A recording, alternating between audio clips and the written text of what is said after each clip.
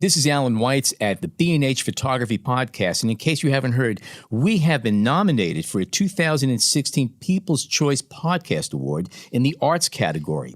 In order to win, we need your votes. If you'd be kind enough to take a few moments and go to podcastawards.com and vote for us, we'd greatly appreciate it. And the cool thing is, you can vote every single day, once a day through June 12th. Again, go to podcastawards.com, vote for B&H Photography Podcast in the arts category. Thank you. We appreciate it.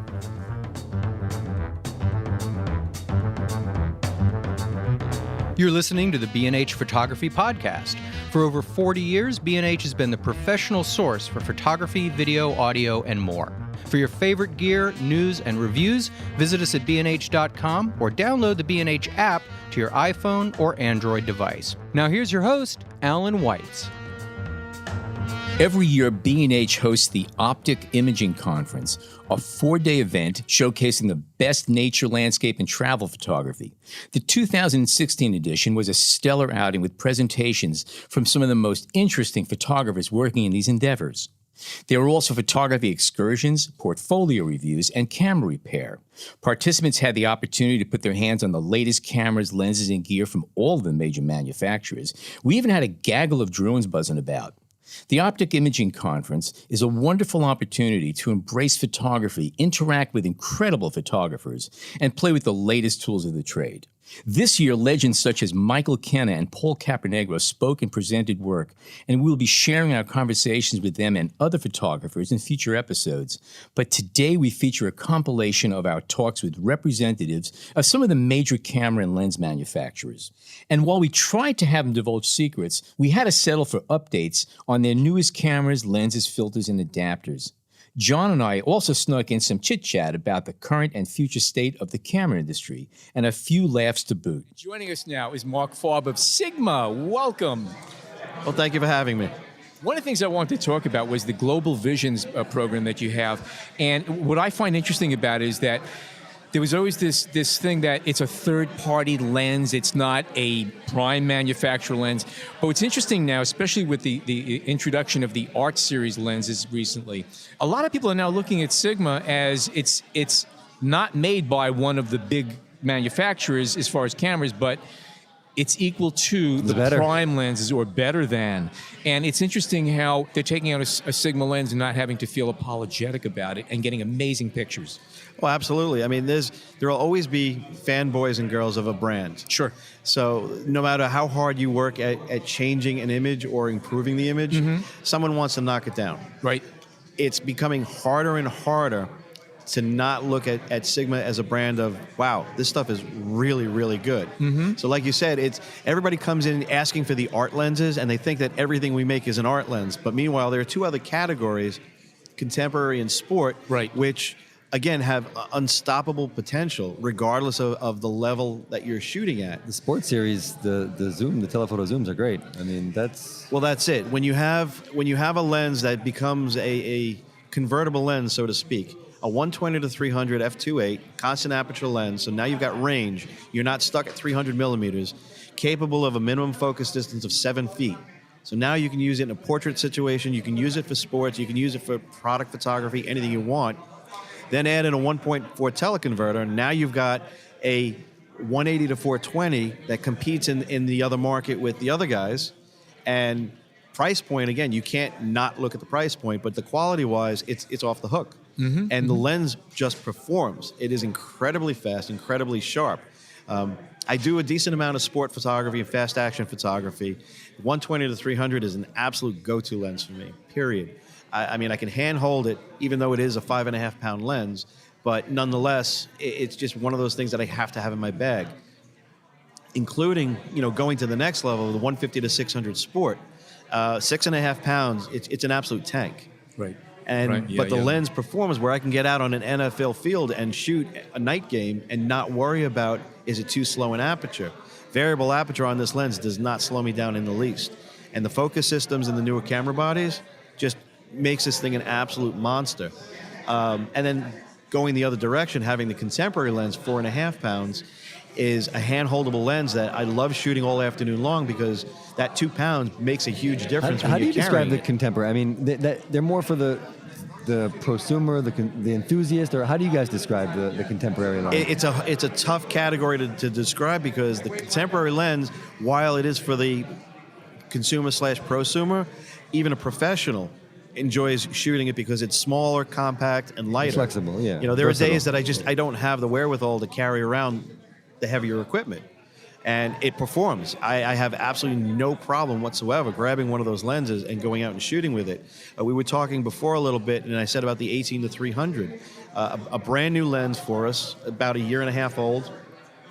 I threw it onto a 7D Mark II and shot for 4 days straight and just created an incredible body of work for a professional venue. And the guys were just all over the images. They couldn't believe I shot that with that lens. And what are the latest of the lenses that are out? Wow, you've got, the newest of new would be the 50 to 100 f1.8. Mm-hmm. So that's the big brother to the 18 to 35. So great event lens, great concert lens, video. Works really well in the video world. The new 21.4, or relatively new 21.4, fastest 20 millimeter on the market. You've got the pair of 150 to 600s. The newest thing, though, is the MC-11. Right, we were talking so about this that is the other day, that converter that allows you to exactly. go from the Canon mount to the E mount. And there's another flavor to it as well because we have the Sigma mount going to the E mount. So it's a very similar product. So it just opens up the door to, right off the top, 22 new products that are not available to the customers any other way. So now they could throw on extreme wide-angle fast lenses as well as long telephotos and even more exotic focal lengths that they're not used to having and just be able to go out and have at it with the mirrorless cameras. I have a question for you. Most photographers, most people who shoot, they go out with a brand of camera. You're a Canon guy, you're a Sony guy, Nikon, whatever it might be, Pentax. And usually you'll be using, say, that company's lenses and a few others, and you get to feel a difference. You're kind of the opposite. You have a brand of lenses, and you're using them with different types of cameras. That's correct. Is that safe to assume? Do you find that the lenses are different and different brand cameras, or and obviously the cameras perform differently, but have you ever had like different experiences saying, this lens really belongs on this particular brand camera? Actually, at this point, no. They're very consistent across the board. The manufacturing process, it's a privately held and owned company. It's a family company. Mm-hmm. So everything is done, and even down to the manufacturing of the product is handmade. So there's a very big human process in there. Everything is very consistent. Testing, QC is a big deal. Every lens gets tested on the line. Not 1 in 5 or 1 in 10, but every product that comes off the line gets tested as it's going through production. So it makes a big difference in what's going on out there. Can I jump to cameras? Because, of course, I'm a fan of the DP Quattro series. I did a review on those a couple years ago, and ever since then, I kind of love them, and Foveon sensor. But what's going to happen with that line? And then I know you guys have a new mirrorless line. So That's going to be really interesting because now if I go to do product photography, I can't wait to work with those new cameras. I know what I've done with the Quattros thus far, and also the SD1 Merrill, which is still a current product. The Foveon chip, by the way, is one of the secrets to why our lenses are as good as they are. We own Foveon. So the Foveon chip is actually part of this A1 testing machine that we use in the factory, and that's doing the contrast testing. So you've got a 36 megapixel sensor doing all the testing on the line, so every lens is set to the same standard. So again, consistency, and it all works. To be quite honest, I'm looking forward to the new cameras and to have the ability to go up to 51 megapixels on a Foveon chip, especially in a studio environment. That's going to be interesting. I mean, I know what I produced print-wise with them to date.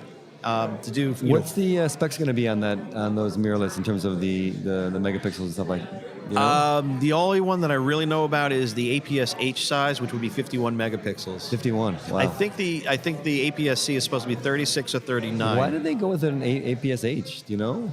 I don't honestly know that. Yeah, it's you guys are always surprising me. I mean, there's always something going on. And again, with even with the current Quattros, we've done testing at Rochester Institute of Technology, and the seniors actually put up the Quattro against a leaf and a phase back, and until you started getting 200% enlargements on the images, you couldn't tell the difference. As a matter of fact, actually, the Quattro images were more impressive at 12-bit than the 14-bit images. So I'm really intrigued to see, and I would love to see a full-frame sensor out from Foveon, but I don't think we actually need it. I mean, the way the architecture is on it and the way it works, it just works. Well, Thank you, Mark. Marc Farb, thank you very much. Marc Farb from Sigma, and thank you for joining us. Thank you for today. having me. Thank you. Next up was Michael Bulbenko from Fujifilm, who discussed the latest X-series cameras and lenses. We're going to be speaking now with Michael Bulbenko, who is the Professional Markets Training Manager with Fujifilm USA.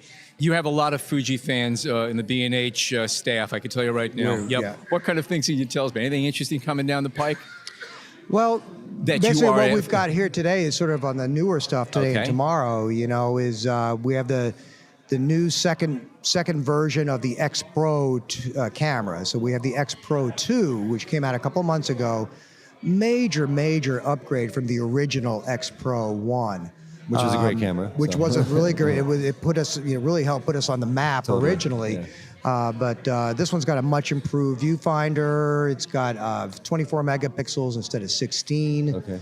Dual card slots, and it's weather sealed. It's a major. Oh, and it's got the super radically cool autofocus joystick on the back of it, which is an incredible thing. I think every camera should have. Well, for me, that, what's so- radically cool is the weatherproofing, because weather- we want Yeah. to take our cameras everywhere and use them Right, and you have a lot of Cameras should people be here used, coming yeah. into the show that are here nature oriented. They've Yeah. actually been asking about that and the weather resistant lenses as well. good. So the Pro 2 has definitely been doing very well. It's very cool. Remember, you were talking about the X70? The X7, I just You did a really liked that review lot. on the X7. I spent 2 weeks with the camera, got a lot of wonderful pictures, and I really enjoyed using it. I'm a rangefinder enthusiast, and slipping that little finder up on the top of the camera and just doing away with the LCD.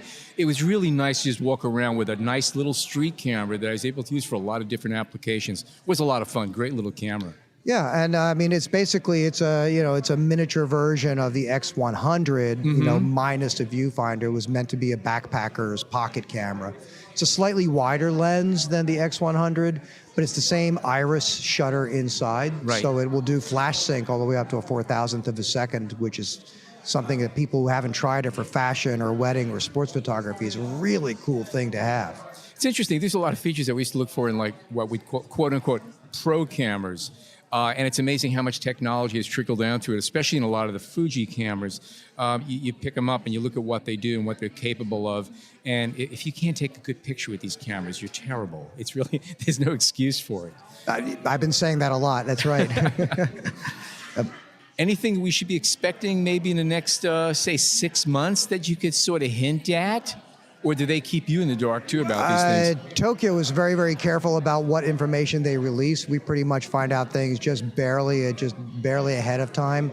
So quite frankly, whatever you read on Fuji Rumors is basically what we know as well. Uh-huh. So, no, not really. Oh, we're going to pull out my laptop and go right now. Go to Fuji Rumors and whatever they say must be the truth because it's on the internet. So, yeah. And new lenses, what do you have to talk about here? Did I miss Well, in something? particular, no, we didn't get to the Okay, lenses yeah. yet. Actually, we have a really fantastic lens. It's a 100 to 400 millimeter lens.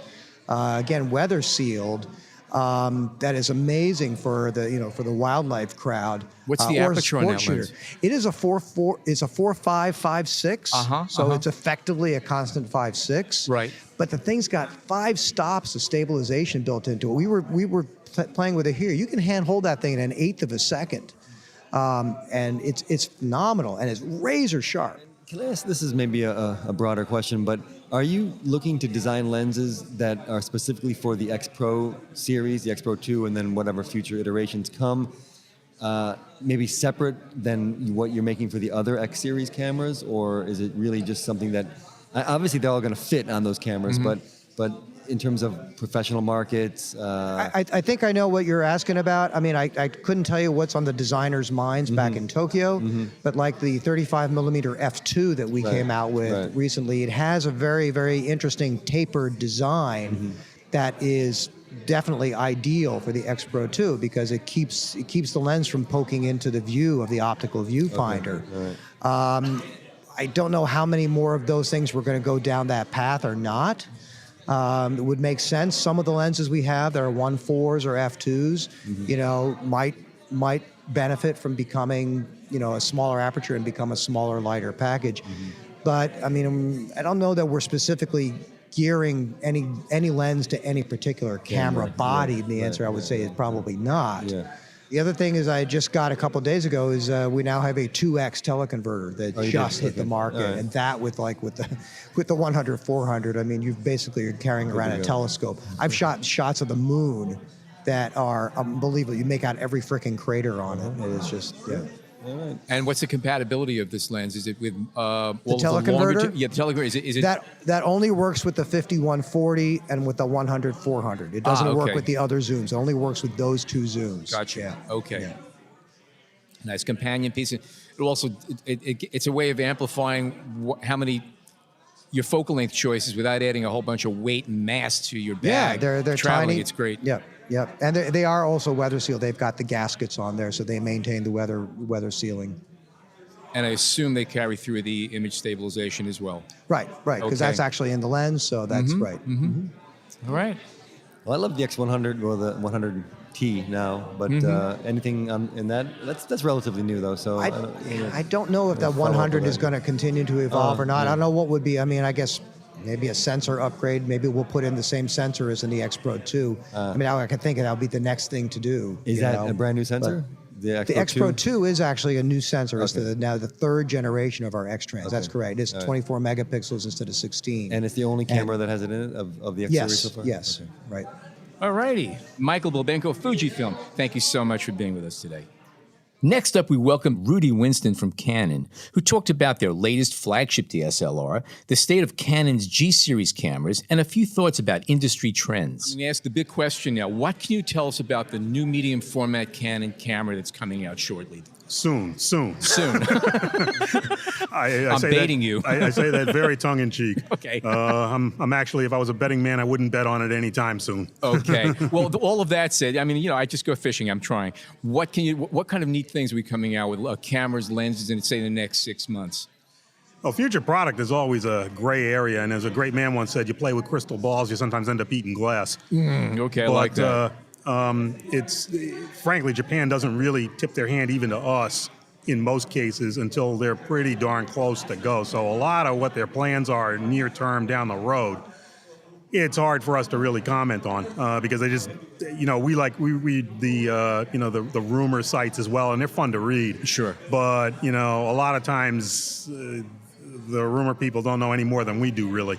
So the short answer is there really isn't anything that we have any information on in terms of unannounced product.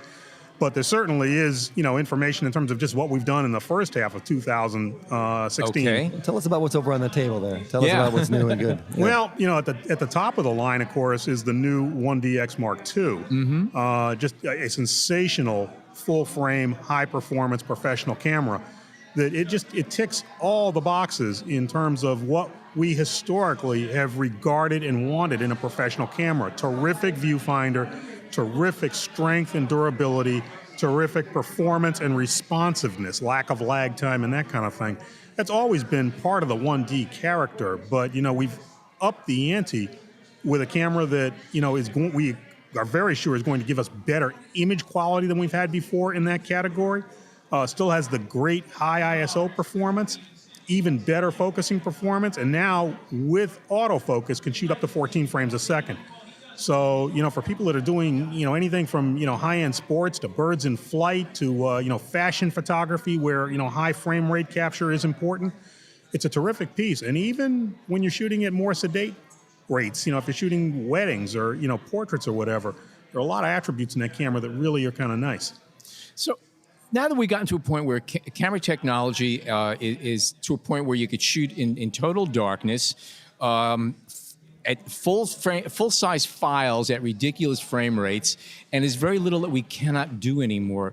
Where do we go from there? How's the growth go? We're looking at cameras that are essentially doing everything we could ever imagine to. Is the future in glass? I think it's part of it. I think beyond that, a large part of it, and I understand, I am not a product planner, I am not an engineer. So, they may very well be going down these avenues or different avenues, and believe me, I would defer to them on any decisions they make. They're smarter than me. But that's okay. I'm not even a podcast host. He just threw me into the seats. We're in the same thing. Let's talk. But that's very good. But no, seriously, I think that, just in a general sense, not even a Canon sense, but in a general sense, where do we go as an industry from here? Clearly, there is more pressure on the industry to come up with, smaller products that can still leverage the power of interchangeable lenses. Mm-hmm. That's, one area. And, already, quite frankly, some of our competitors are doing very nice work there. It's up to us to, kind of catch up and move forward in there. And I got no idea what the timetable is, but, clearly that's one thing. Mm-hmm. Another thing is just connectivity. The whole thing about how do people use pictures now, and how can we design cameras that fit more into that?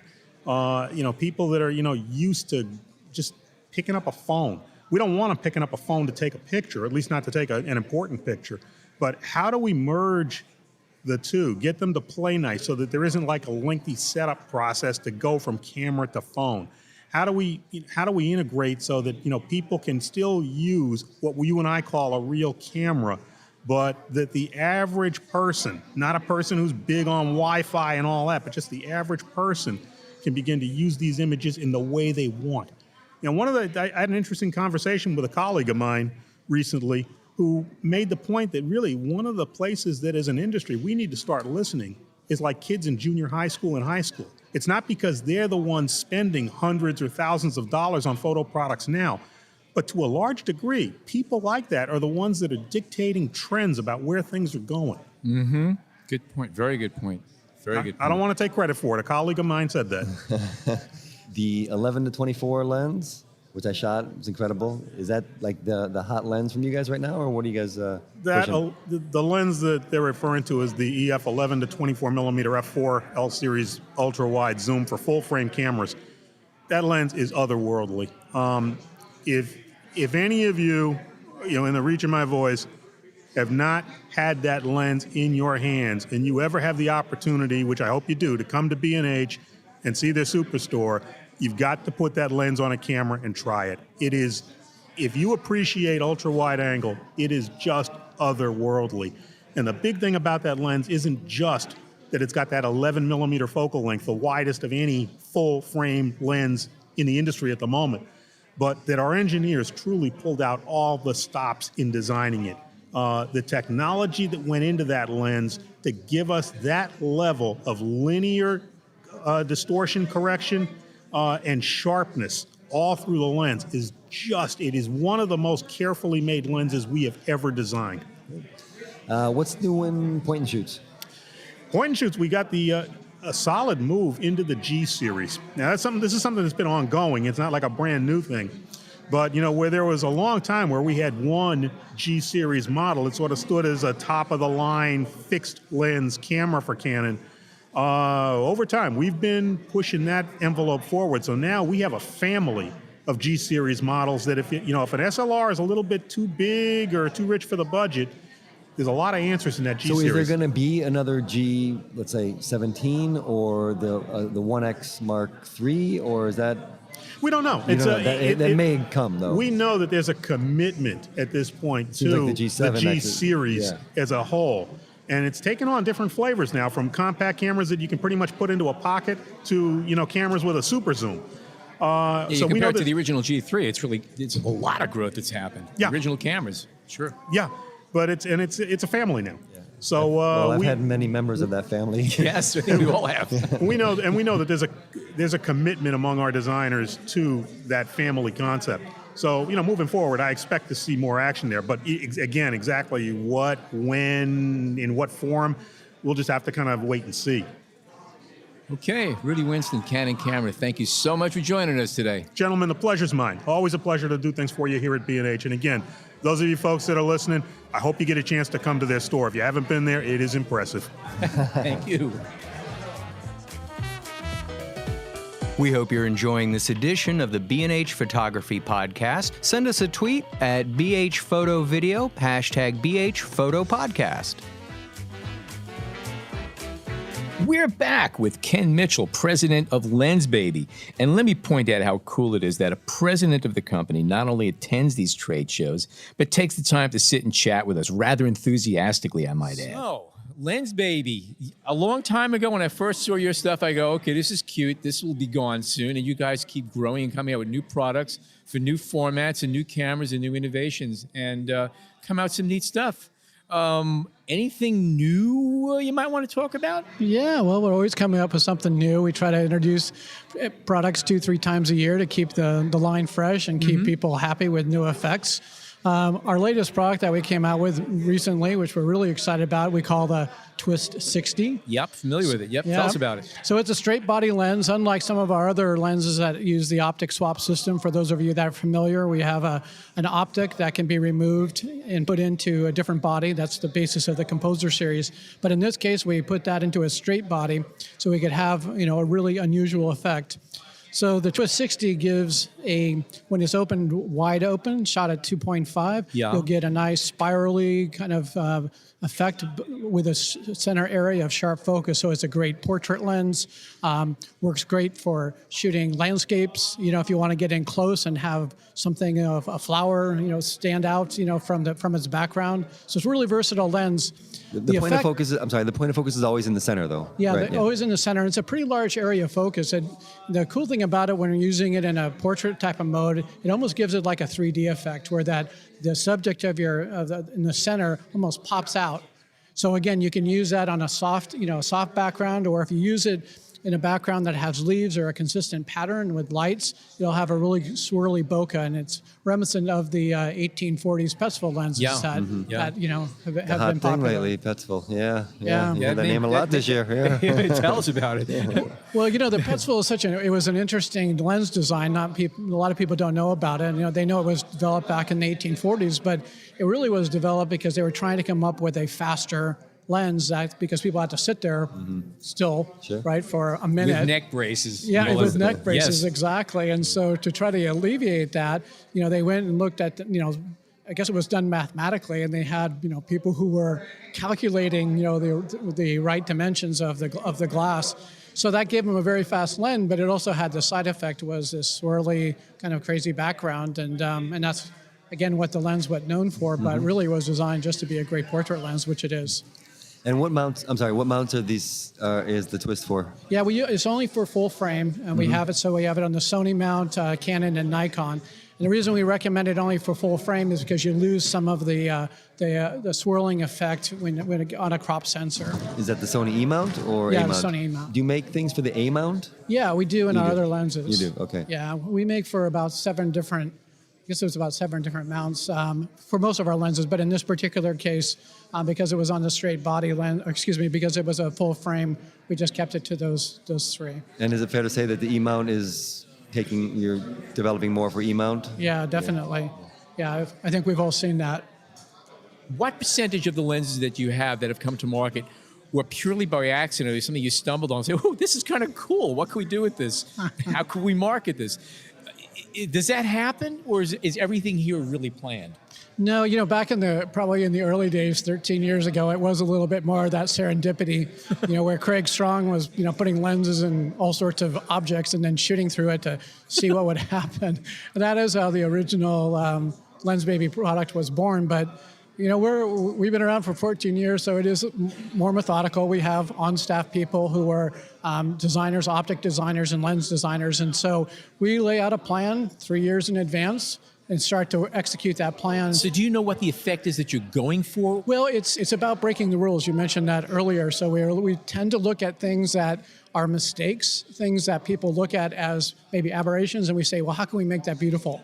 So how can we turn that into something that's special? How do you control it? Yeah, exactly. And that's becomes where the beauty is, because when you can control it, it can be a great tool. Of course, nobody wants older images to be out of focus, but if you can have the areas that you want to reduce, and bring your attention to a particular spot, of your composition, that's what our lenses are for. So it's the ability to control it. But no, we think about the different kinds of effects. We're imagining right now, we're working on our 2017 product line, and we're thinking about what other kinds of effects can we do, and we have some interesting ideas. And then we breadboard them out there, and we get prototypes made, and yes, I will tell you, there are still surprises. I hope so. When we get the final product, we're like, huh, we didn't know it was going to do that. And that's part of the beauty of it. But it is quite intentional. And what is the, I guess, what's the bread and butter lens? What is the most popular lens? I think we're most known for the Composer series. Right. You had mentioned that Right. before. Again, it's been the product that's been out there. We have 4 different optics that can go inside of it. It has that twist, that tilting effect, which people become familiar, be able to turn that area that you want to be in focus or out of focus. So we're well known for that. But we introduced the Velvet 56 about a year ago, and that has really, it's kind of changed the company. I think it helped us also to realize that we could play with the big boys with serious lenses that aren't perceived. I think you mentioned it early on as, hey, that's kind of fun and quirky. But these are quite serious lenses. The Velvet in particular is... I actually did one of the reviews of B&H on it, and I shot with it for a couple of days, and I went into it sort of half-heartedly, I'll admit. And as using it, saying, this has potential. I can use this. I can create things that have interesting effects without appearing gimmicky, which it's easy to do. Yeah, it was designed again as a portrait lens, but that lens is a 3-in-1 lens because you can use it for sharp macro work. Yep. You can use it for soft macro work. You can use it as a portrait lens, and the portrait even has 2 aspects. It has that soft velvety finish, or it can shoot very sharp tack. Tack sharp. Yeah. So anyway, it's my go-to lens. I brought one lens with me in my bag. That was the lens that I brought with me here because it is so versatile. One serious note that was that with the Velvet 56 is that one of the things that I found from the time that I spent with, which was really nice. I was shooting some video, and it was really interesting. People always try to, how do you do segues and fades? And I found it was really lovely. I was shooting going sharp to soft and vice versa, and it was a great way of bringing a scene into focus where it was sort of soft, and all of a sudden it just comes into a sharpness from the center out. And it was really effective, and it worked nicely. I really was happy with some of the effects I got with it. It's very smooth too. I think you notice when you're, the bearings in that are quite smooth, so you can get a very, very controlled. It was very fluid. Yeah, very fluid. Yep. Yeah, we love to see our products used in video. We're always looking on TV, and you see it quite often. Some of the effects on different television shows. I'm not an expert at noticing it, but we have people back at the office like, hey, did you see what? I'm like, really? That was us? Where's the Lensbaby offices? We're in Portland, Oregon. Did it come out of photography? I mean, were there photographers tinkering and deciding to go forward with the company? I mentioned that briefly before. Craig Strong, who was the originator of it, was a professional photographer and was looking for different ways to kind of add something to his photography, and literally used a vacuum tube and put a lens in it, and that was the first product. Well, I can say, I have a Lensbaby. I don't use it all the time. Why not? It's a good question. But I do love when I do use it, and it's great. And I have a couple series that I'm thinking of right now that they wouldn't be the same if I hadn't incorporated some of that into there. So yeah, that selective focus is incredible, and it's so easy. We don't pretend that we should be the only lens in your bag, but I think a Lensbaby in your bag does a brush. that. Exactly. Yeah. It's a different brush to use and to add. And we have a lot of conversations with professional photographers, wedding photographers, and the like. And it'll be interesting to say that they do all their work, and the image that the bride or the groom tends to gravitate towards often is a Lensbaby. And I think it's because there's a level of creativity, there's a level of uniqueness, there's a level of emotion that can be put into that. Maybe it was the fun the photographer was having when they were taking it. Maybe. I think it could be that. When I say Lensbaby, it's almost synonymous with selective focus. Yeah. And maybe you're going to want to go away from that, so that when you think Lensbaby, you just think great lenses. Yeah. Isn't that? I like that thought. Can I use it? Yes. Okay. No, we will. We definitely. And I think the Velvet was really, kind of like that. That's what I'm getting at. The first kind of step in that direction of an overall lens that, yes, there is an effect to it, but it's not a select effect. We're trying to look forward and not always look back. A lot of the lens designs, like the Twist 60 is a looking back. We're also doing things where we're looking forward and saying, like, where can photography go? Where can lenses go in the future? What's not being done? What is the next element, that effect that we can bring in? And again, we're We have some interesting ideas. You do make adaptable lenses for iPhones, don't you? I remember seeing them last year in Japan. Yeah, we do. We call it the Deluxe Mobile Kit. There's 3 lenses in it. The lenses, the kinds of effects you might expect to of them anyway, where they're a select focus that you can move throughout the screen by pointing it on your finger on the screen. So it gives you that, and one was kind of more of a tunnely effect, another one's more of a sweet spot, and then we have kind of that kaleidoscope effect is the third one. So that one's a little bit more fun and playful. Cool. All right, Ken Mitchell, Lensbaby. Thank you so much for stopping by. It was my pleasure. Thanks you guys. Thanks a lot, Ken. Appreciate it. Yeah, it was good. Next, Amy Klotsman came over from the Sony booth. Amy is not only as likable as can be, but she's a walking encyclopedia of Sony camera products. Thank you so much for having us here. Amy's been angling to be here all day long because she can't wait to tell us about the new Sony medium format camera that they're introducing soon, right? Sure. I've been doing that to everybody just to see what kind of reaction we can get at it. It's wonderful. Okay. Well, I guess it ain't happening. At least they're not admitting it. Anyway, it's good. Why would Sony need to do a medium format camera? They're doing great with everything. The opposite. We're doing a lot of innovation with our cameras lately, so you never know what we're introducing. Right. Oh, no, it's okay. We're all big believers in Sony around here. Anyway, anything exciting happening?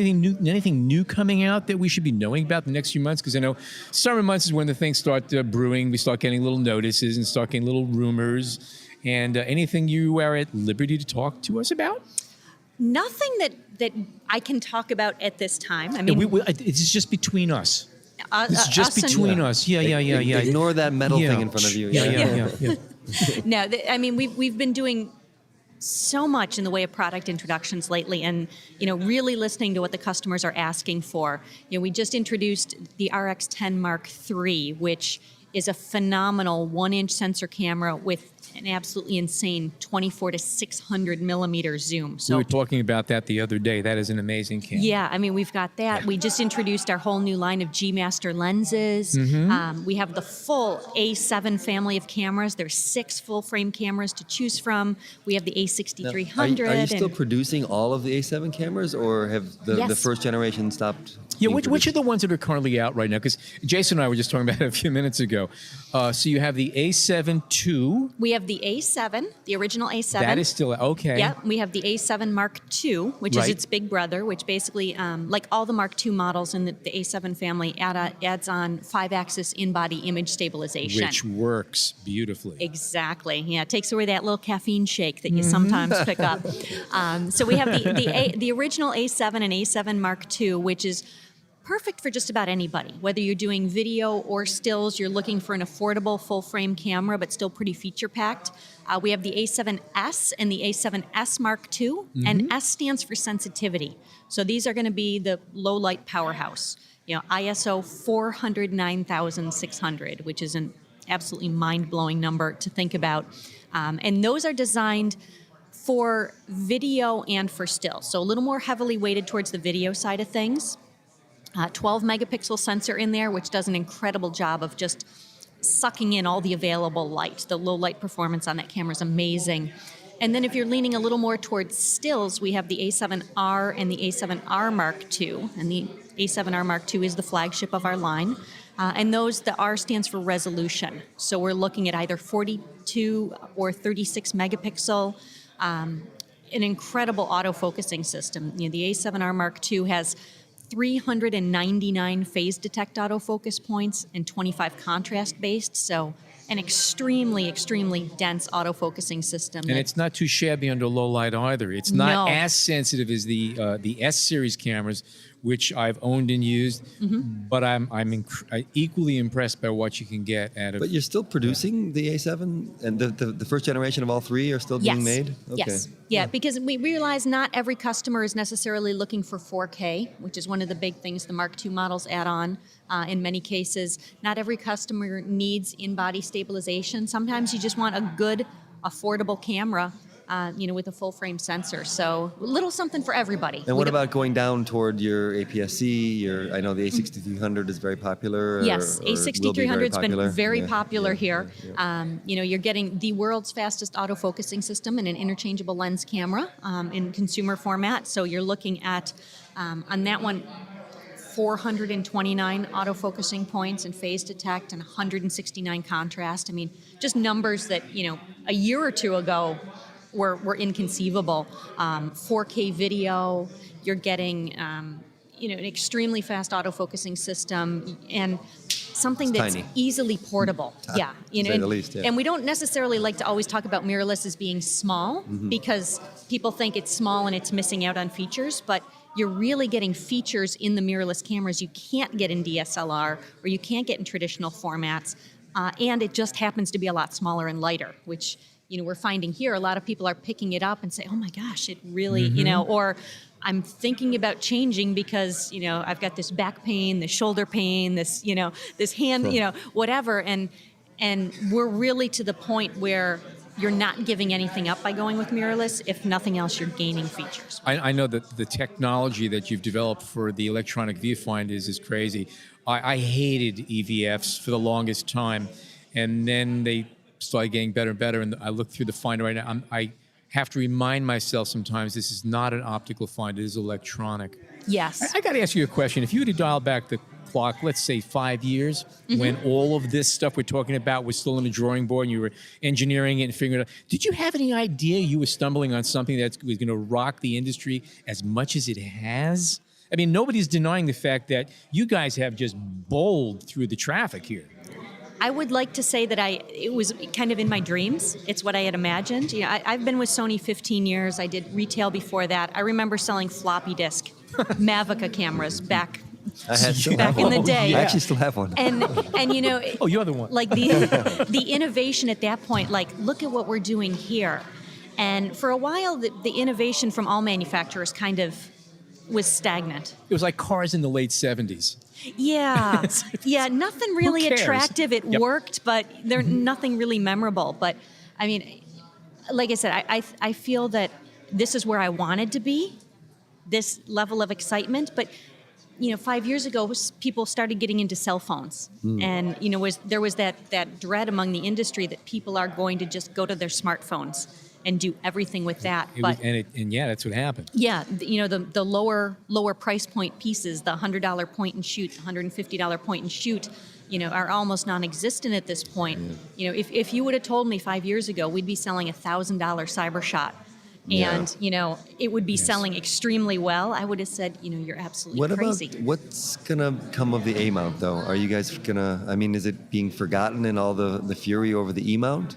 It's not being forgotten. We still are introducing new lenses for the A-mount system. It's just with the mirror box in the camera, there are certain limitations that we run into, and it's just the laws of physics. We're trying to break them, but somehow. You mean in the attempt to be smaller? Not just the attempt to be smaller, but to add features onto the camera. With a mirror and the way a mirrored camera works, the autofocusing system is still somewhat limited as far as being centrally located. And that's things we don't have to worry about with a mirrorless system. What was the most recent A-series DSLR? That would have been the A77 Mark II. Which we introduced now about 2 years ago. Still a flagship piece.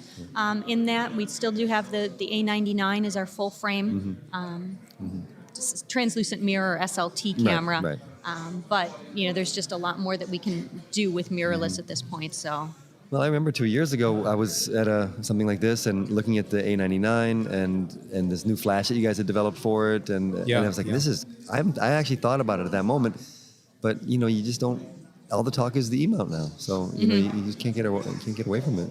Yeah, and you kind of mentioned it a little bit before, and that people are looking for smaller and lighter, and to a certain degree. But Sony keeps telling me. Yeah, but you also have that people don't want to give things up. Like I said, when you say smaller and lighter, people you tell me that, or new and improved. What was wrong with the old system? Why did we need to change it? Well. didn't need to, but there were. But now that we have, yeah, exactly. Have to, right? There's a quote I like to mention during trainings.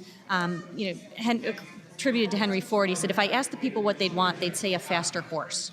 They didn't know about an automobile. They didn't know.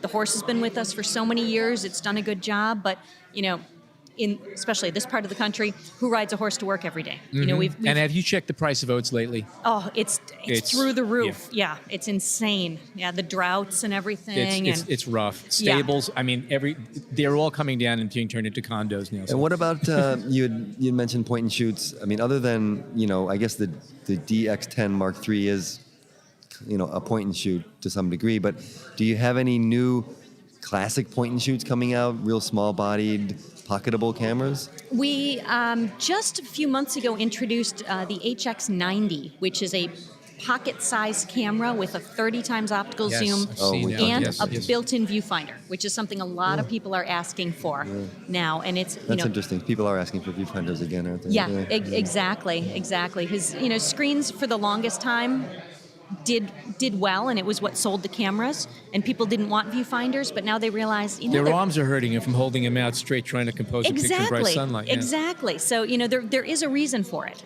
and people are starting to kind of come around. It's all cyclical. Okay, Amy, thank you so much for joining us today. Thank you so much for having us here. We really appreciate it. Okay, thank you. Tom Curley from Panasonic then spoke on the latest from the Lumix line. Okay, we are back at OPTIC 2016, and we are talking with Tom Curley of Panasonic. Could you tell us about some of the new items that we have from Panasonic? You guys got some great stuff, I might add. Sure. Well, we're always introducing new camera models, and our latest one is the one I brought with me today. It's part of our G series, which is a mirrorless camera. It is the GX85. Uh-huh. And it is kind of the kid brother of the GX8, which is a very popular model we introduced last year. The GX85 has some very interesting features for a new camera. And by the way, it is marketed under different names in different parts of the world. In Europe, it's the GX80. Okay. And elsewhere, it's known as other products. But here in the USA, it doesn't matter. Here in the USA, it's the GX85.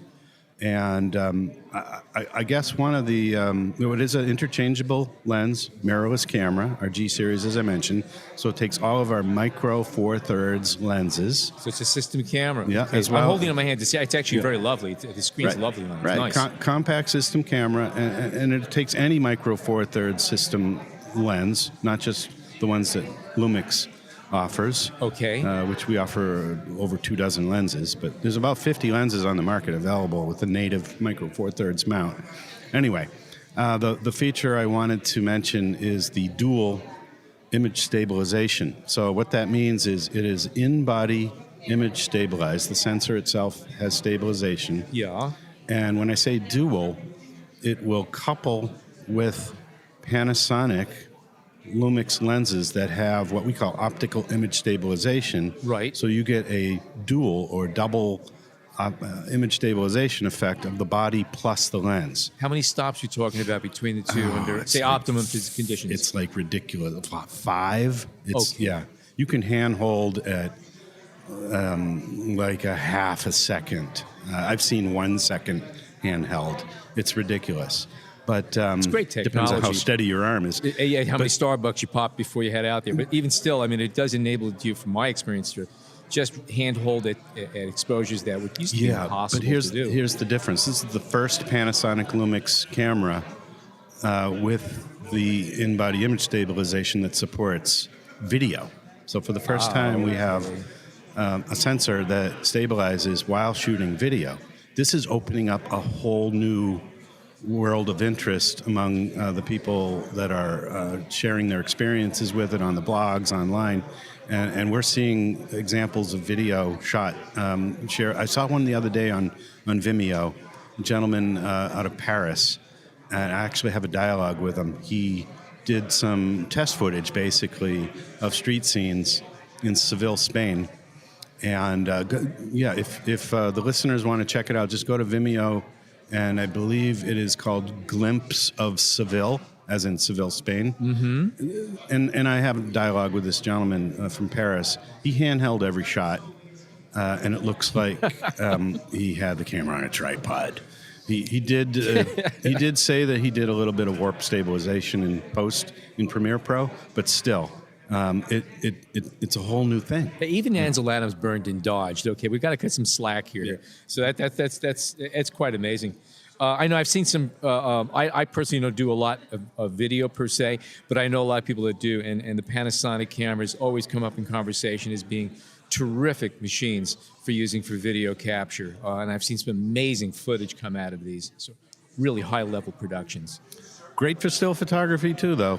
Street photography. You know, I slap a 15 millimeter lens on there. We have a beautiful little Leica Summilux lens made for our system, and I love walking around New York City, Chinatown, wherever, with a mirrorless camera like this one here, with that 15 millimeter lens on it. And it's a perfect street lens on this format.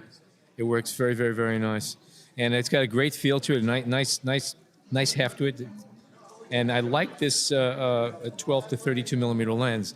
I could be pretty happy with this walking around. That's all the day. kit lens that comes with it. Looks really nice. It folds down nice and short and has a nice weight to it. The balance is lovely on it. We almost hate calling it a kit lens because it is a kit lens, but it's... It's really fun. I understand that. I've used more than a few kit lenses right now that I look at the images after the fact and I go, "This is good. There's nothing to have to apologize for." Yeah, I think all the manufacturers have shifted towards saying, "Well, yeah, it is a kit lens, but we're going to put something better on there. Yeah, something people are going to be happy with." So, especially with these more advanced system cameras.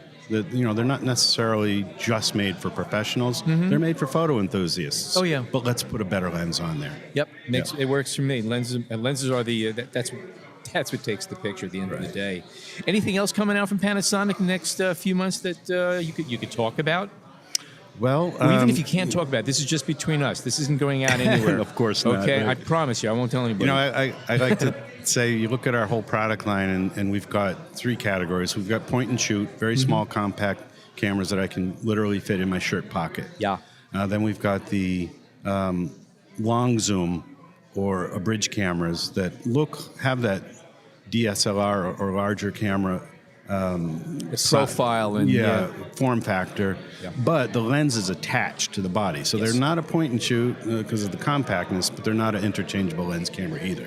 So we have two models of note in both of those two categories. First, on the point and shoot, the ZS100. Yeah, we're very familiar with that. Oh, nice camera. Yeah, it's got a 1-inch sensor. Yep, major. It's got a touch screen. It has basically all of the features in the menuing and the options, 4K photo and the post-focus feature that we have on a touchscreen camera with a 10x lens, 25 to 250 Leica lens attached to it. And that's a nice range to have. Plus, the 1-inch sensor on that has such fine image quality. Even at that point, you can crop into it and technically go a little bit further as far as focal length, the way it would appear on your final image, and it still holds up. You could still make a decent-sized print out of it. And on a screen, I mean, it's a no-brainer. So it is amazing how much flexibility you could slip into your shirt pocket these days. And then on the long zoom, we have our newest model in that line. It's a line that's been around for a long time that we call the FZ series. Yes. This is the FC300, and it's a terrific price. But here's what I like about it. It is weather sealed. It has the touch screen, which is new for the FZ. It has a beautiful constant aperture Leica lens on it, 25 all the way out to 600 millimeters. It's just unbelievable what we're offering at a value price like that.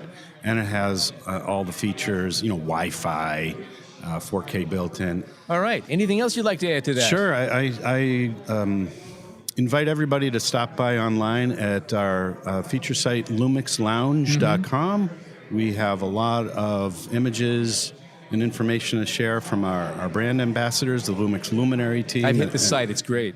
Thank you so much for joining us today. It's a pleasure. Thank you. Great show. We'll be right back with more from OPTIC 2016. We'll be talking with Tiffen, Tamron, and Nikon.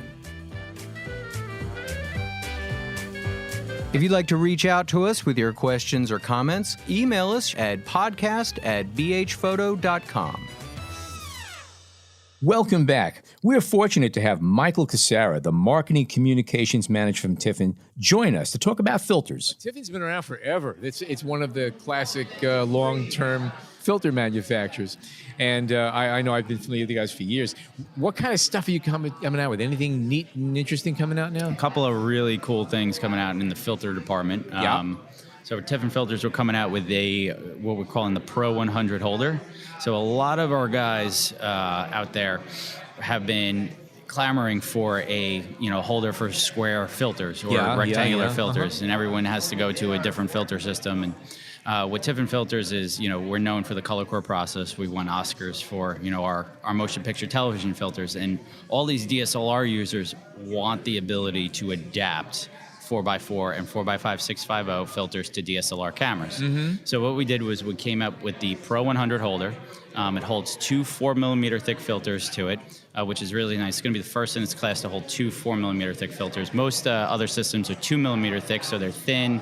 They're very brittle too. Our filters are a little more robust. The color core process is a laminate process, so the effect is etched in between two pieces of glass. So that effect will never really fade. It's a 10-year warranty on the filters as well. And it's really great because you can't scratch the effect off. You said these are thicker filters. Very thick, yeah.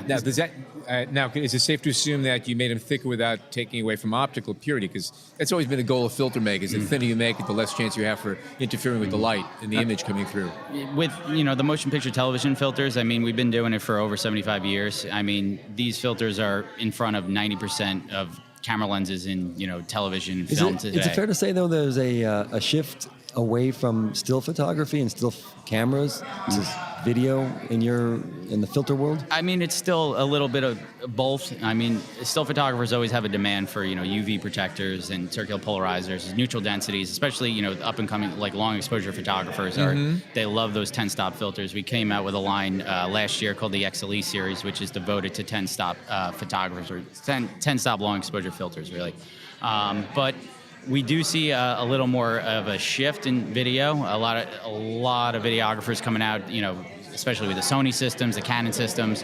They want to use, polarizers more. They want to use grads more. So we're seeing, it's always been even.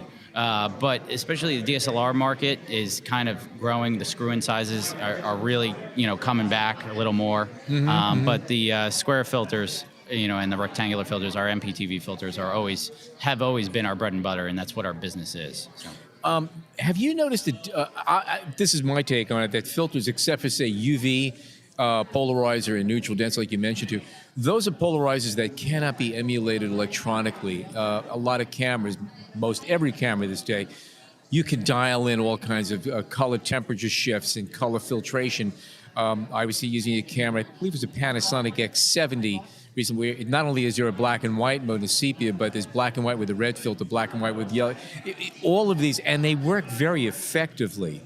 I would imagine that's also kind of a reason to go more towards video, which requires filtering up. But do you feel a little bit of this backlash from that as being a filter manufacturer? And they basically stole a lot of your lunch, in a sense.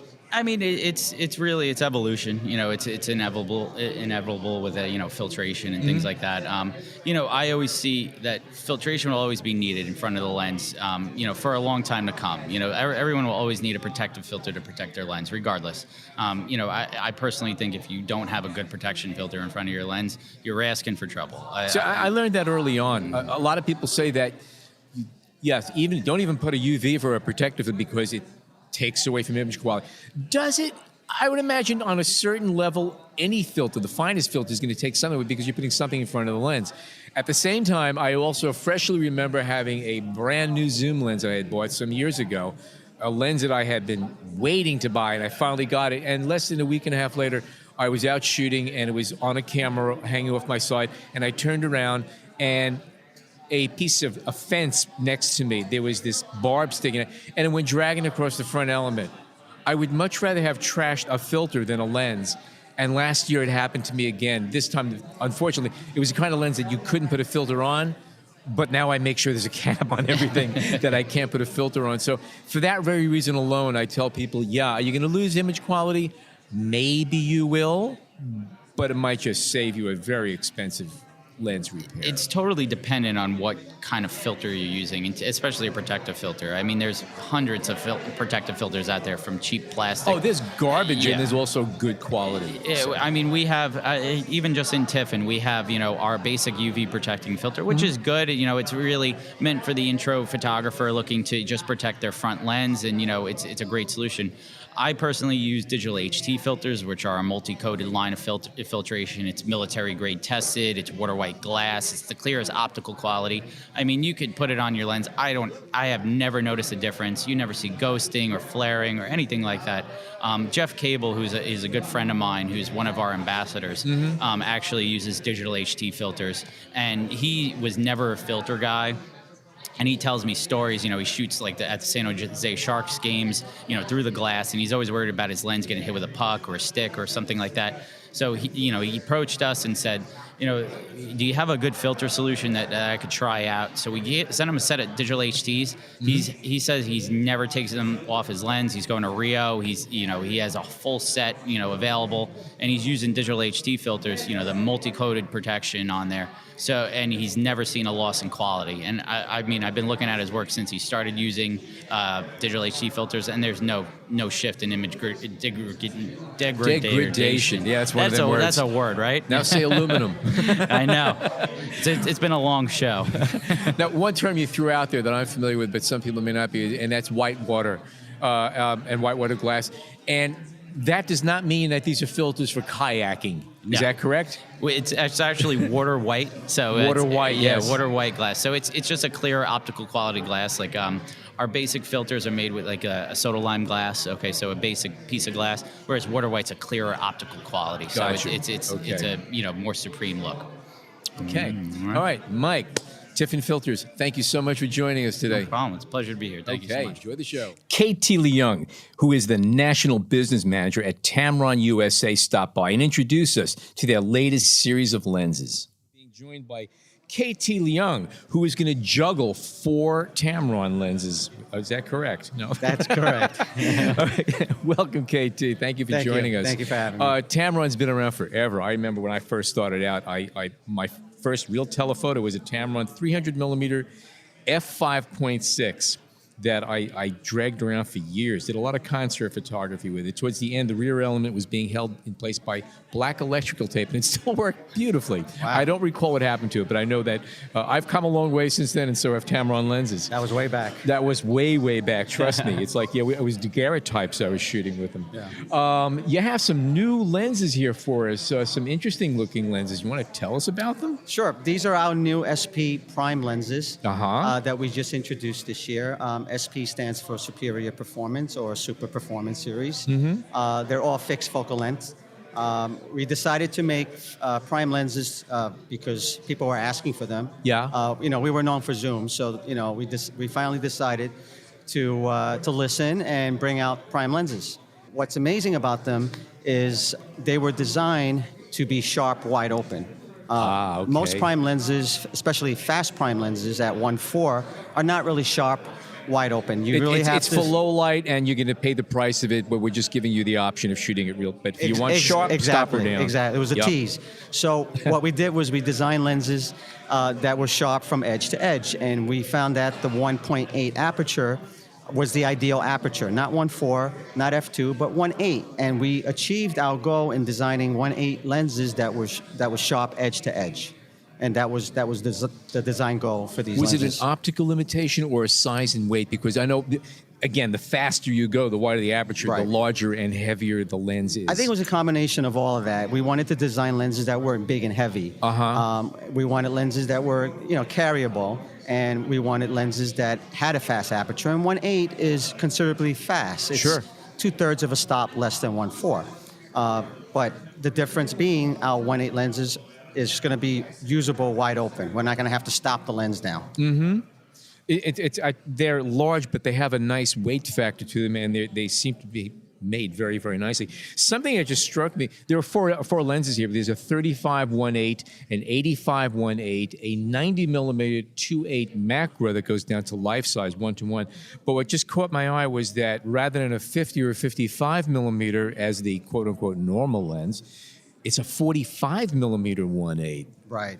Tell me about that. Well, a normal lens is actually a 43mm. Yeah. If you measure the film plane, That's correct. Which well, today's sensor is not film, but it's the same similar size. It's 43mm. So some people say 42.5, but we're not going to argue. Exactly.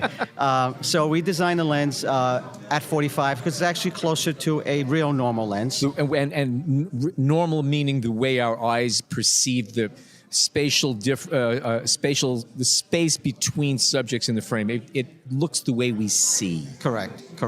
And what's amazing with this 45mm lens is the close focus feature, which is not really talked about a lot, but it focuses down to 11.4 inches, and that's really great for a normal lens. Most 50mm lenses are about 18 inches, about 1.5 feet. Correct. Or a half a meter, depending on how you're. So that is close. Yeah. Yes. And also our 35mm lens focuses down to 7.9 inches. That's nice. Which is amazing for a 35mm lens. Nice. But the main features of our new SP Primes is they all have vibration compensation, which is Tamron's VC system, which is for image stabilization. They all have fluorine coating, which repels moisture and repels fingerprint and oil smudges. They all have E-band and BBAR coating, which is our multi-coating process, which it gives superior anti-reflection properties.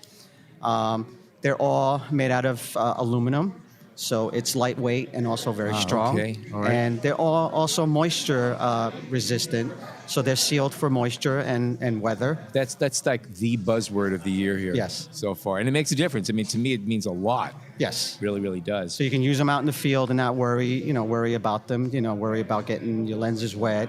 So they're designed to be tough lenses. Professional quality lenses. Interesting. Really, really nice. What camera mounts are these available? These are all Nikon mounts right now. Okay. But we do offer them in Canon also. Yeah. And Sony, A series, which is for their SLRs. Got you. Any plans for E-mount? That's popular mount these days. Yeah, unfortunately at this time, no, we don't have anything in that mount yet. All right. Okay. Anything interesting coming down the pike? Are you going to be extending this series of lenses? Yes. Taking it further? Yes. All of our SP series lenses will visually look like this. Yeah. So all the new SP lenses will have the same look to it. As you can see with all these lenses, there's what we call the Tamron ring, which is a pretty cool looking ring at the back of the lens mount. It's like a silverish brushed aluminum color, right? Yes. And that's what distinguishes our lens from our other line of lenses. Gotcha. Okay. All right. No, they have a nice look about them, nice feel about them. I have not put them on a camera, but I'm especially intrigued about that 45 and the 35. Actually, all of them are kind of neat looking there. And with our new lenses also, we came out with the new Tiffen console, which is a mount that mounts to the lens itself, and you can plug it into your computer, and you can update the firmware. And also, you can also change certain settings. Like, for instance, on the macro lens, you can actually set the limit of the focus to your liking. So you're not bound by the focus. There is a governor on it. Right, for set range. Okay. Right. We can also change the way the manual focus feel. So you can actually make it a lighter feel. So to adjust the resistance on it? Right, kind of, yes. That's interesting. I don't think anybody's ever done that before, have they? I don't believe so, yeah. So I know, which is, it's pretty neat. And you can also, of course, fix the front focus or back focus if you have those issues on your camera, too. Okay. That's good. That's pretty darn advanced. I never thought I'd see the day when you have to plug a lens in to tune it. Yeah, but that's where we are right now. You know what? When because of the changing cameras that we, sure, you have we need to update the firmware, and we want to make sure that the customer can do it at home versus having to mail it back to Tamron. Oh yeah, no, that saves everybody a hassle and a headache for sure. That's great. All right, well, KT, thank you so much for joining us. Those are Tamron lenses.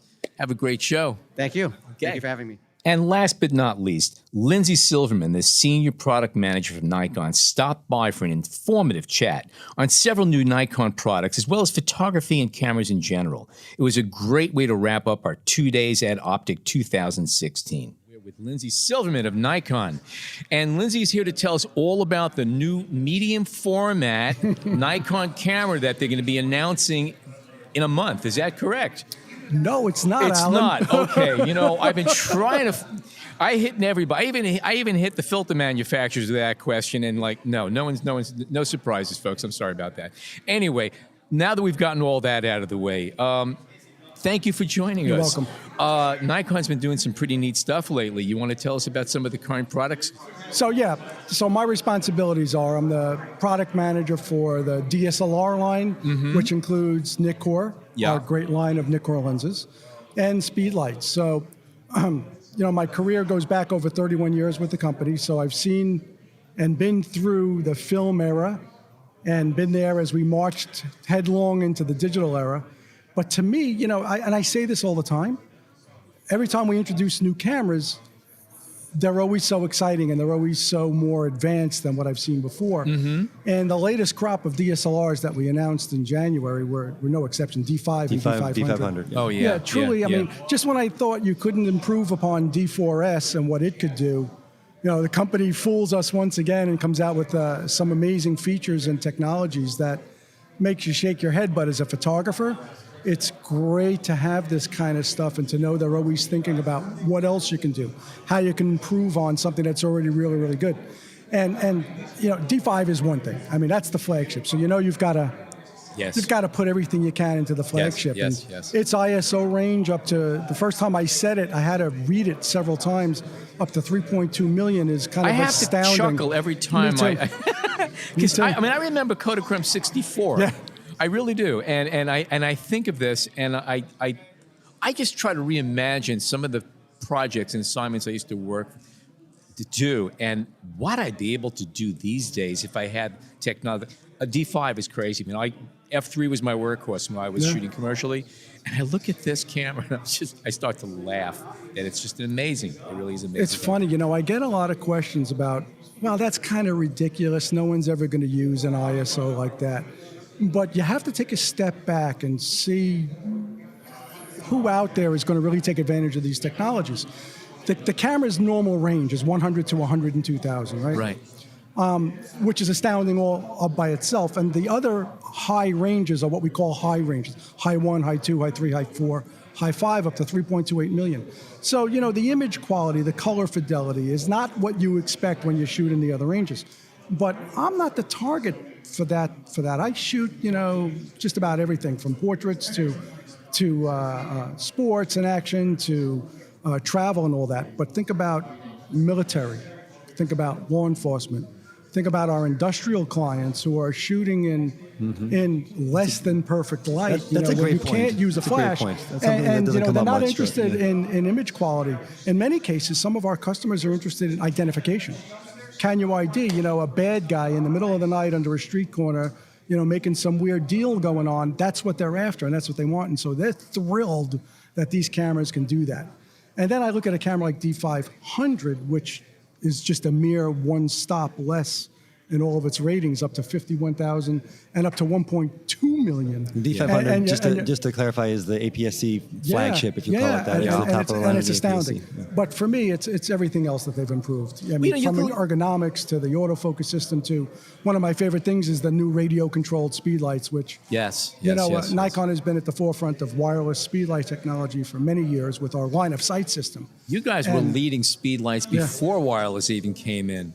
Yeah. Nikon speedlights have always been the most dead-on speedlights. Yeah, this was a natural next step. Yeah. I've been, curious myself because I've been watching the market and how people are buying the radio poppers, and they've been buying all the different accessories to do radio. And I've been wondering, when are we? And finally we got it. And I got to tell you, a little practice. This stuff is so sweet. It works so well. I've got it tamed to one button press on my cameras. I can press a button and it brings up the menu for my wireless. And it's astounding what the cameras can do. So I'm really, really happy for our customers that they're going to get a chance to experience what I've been playing with for the last couple of months. I know it's not quite new, but can you talk a bit about the 300 millimeter lens that? The PF? Yeah. Yeah, this is an interesting technology. That's a phase Fresnel technology. Yeah. And the way I try to explain it, because I'm, as knowledgeable as I am on lenses and things like that, I really had to look it up myself when it came to this lens. And it's like, I equate it to like a lighthouse lens. You see that big lens that's got concentric circles on it? Very similar technology. Fresnel, put into this lens, and it allowed us to make a 300 millimeter lens, when you think about it, as short as the 24 to 70-2.8. So if you're into your telephoto photography and you want to carry something small and light, this is the lens to go to. And the users, I've been looking online and watching what people have been posting with the lens, and it's really, really quite a different look. It's a different look on those out of focus circles of confusion. They do look different because of that phase Fresnel optic in there. But I mean, if you would have told me 2 years ago, 3 years ago, 5 years ago that we'd have a 300 millimeter f4, the size of the 24-70, let me tell you what's exciting, what's been going on in Nikkor, because I think this is, people may not realize what's going on. So that 300 f4 PF is an E series telephoto lens. And people have been asking me, what does this E mean? So E stands for electromagnetic diaphragm control. And if you look in the last year and a half, we've introduced the 16 to 80, 2.8 to f4 E, electromagnetic diaphragm, the 200 to 500, and a host of other lenses that have this E, upgrades to the 500 and lenses like that. And so now on cameras, it's all beginning to take shape, the master plan from the designers and engineers. A camera like the D500 that could shoot at 10 frames per second. A camera like the D5, the D4S, which shoot at upwards of 11, 12, 14 frames per second.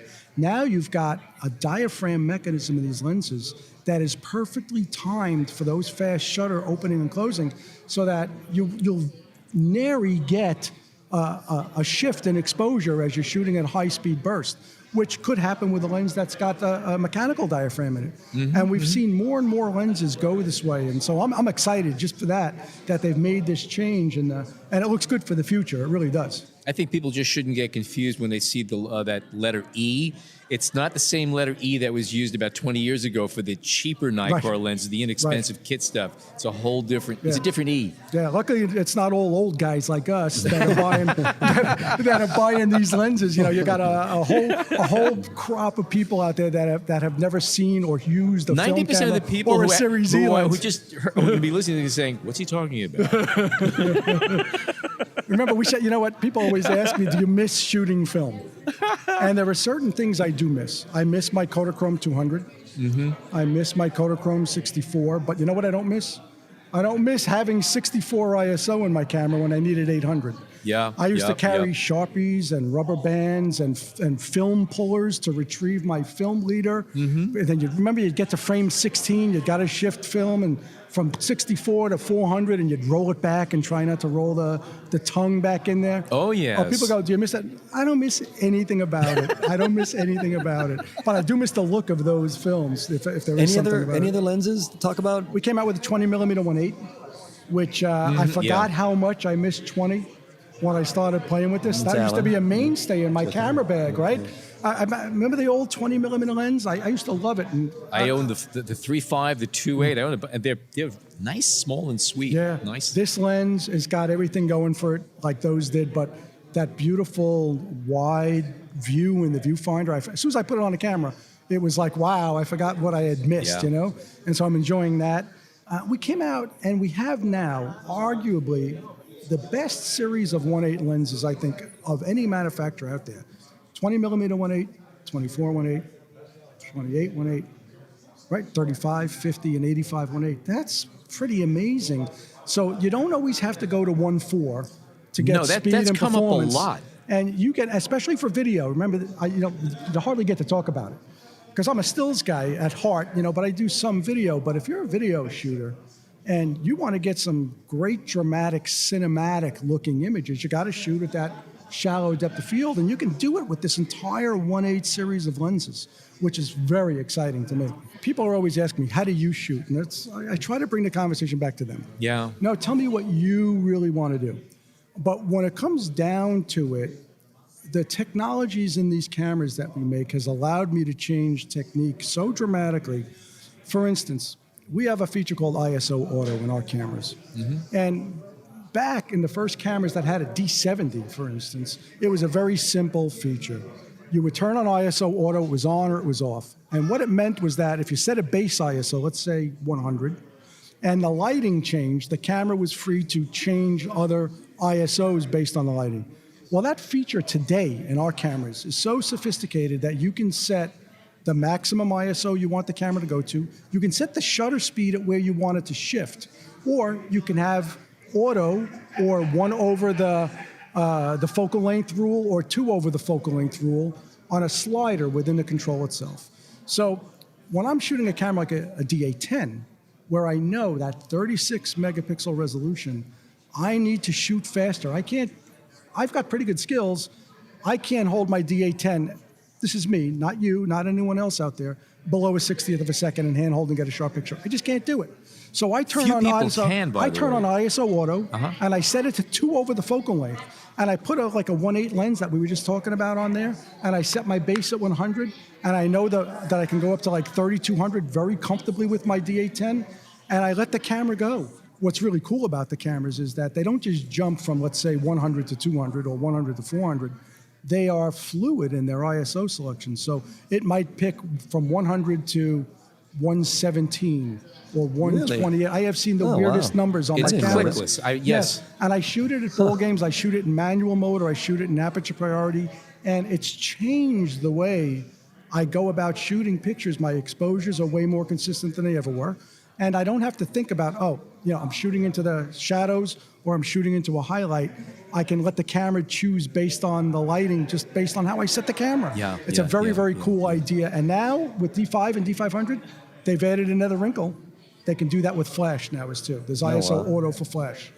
And I have really cool stuff that they've put in there that they've really thought about to help me get better pictures. Is it possible to take a lousy picture with the newest Nikons? Yeah. You really have to try, it seems, if you're telling me. Trust me, you can take some lousy pictures with the camera. But it's awesome that we have this power in our hands to do this as image makers and storytellers. This is the greatest time to be taking pictures.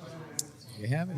Good place to end right there. Lindsay Silverman, thank you so much for joining us today. Pleasure. Thank you. And don't forget to tweet us at BHPhotoVideo with the hashtag BHPhotoPodcast. And leave us a review on iTunes and vote for us, most importantly, for Podcast of the Year in the Arts category at www.podcastawards.com. And remember, you can vote every single day through June 12th. My name is Alan Weitz, and as always, thank you so much for joining us today.